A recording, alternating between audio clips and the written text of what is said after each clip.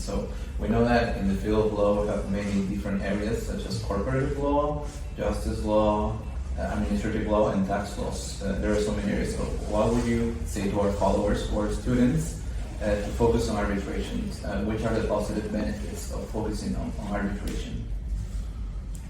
Well, I'll take the first stab at that. Arbitration cuts across everything. You have contract law, you can possibly have environmental law, all sorts of aspects.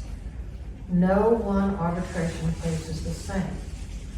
It requires great intellectual vigor, meaning you have to be someone who is willing to dig into the books, dig into the facts. If you decide that that is the direction you want to go and that you want to do arbitration, there are, of course, two different types. There's domestic arbitration, which here in Peru is done in Spanish, and there's international arbitration. The language of international arbitration is English. It is very rare that it is done in another language. So to be accepted within the international community as an international arbitration practitioner, English is going to be very important to the student. It's a process of learning all the time. You don't ever have an opportunity to become stagnant. It's for people who really are challenged by the law and by people who enjoy meeting people from other cultures. And it's important that if you go into international arbitration, that you be someone who is accepting of other cultures. And don't expect to think that because it is done in Peru one way, it's going to be done that same way elsewhere. For me personally, I started out as a trial attorney. A lot of people do originally before they move into arbitration. But I wouldn't want to do anything else other than international arbitration. But it is a smaller field than tax or any of the others. So you have to realize that there may not be as many jobs out there as you would like. So those who are interested in doing it need to really be at the very top of everything they do. Yeah, I would just add that as you experience this here in Peru, arbitration is a process, right? So it's a means to resolve disputes that have, as Anne mentioned, underlying subjects that can be can have multiple natures. And so here in Peru, it's very common for you to have arbitration in government contracts. And so the process is arbitration, domestic arbitration, but the subject matter is basically administrative law.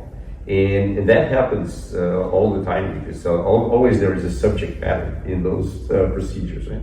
And so arbitration allows you, being involved in arbitration allows you to be knowledgeable about the process, but also to be in touch with lots of different subjects.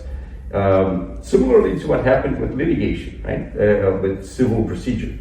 But the main difference, in my opinion, is that even if you work with domestic arbitration, you're exposed to international practices because arbitration even domestic arbitration is very much influenced by practices that come from international arbitration. And so I can tell you from experience in Brazil, we have a civil procedure, litigation, that's very different from arbitration.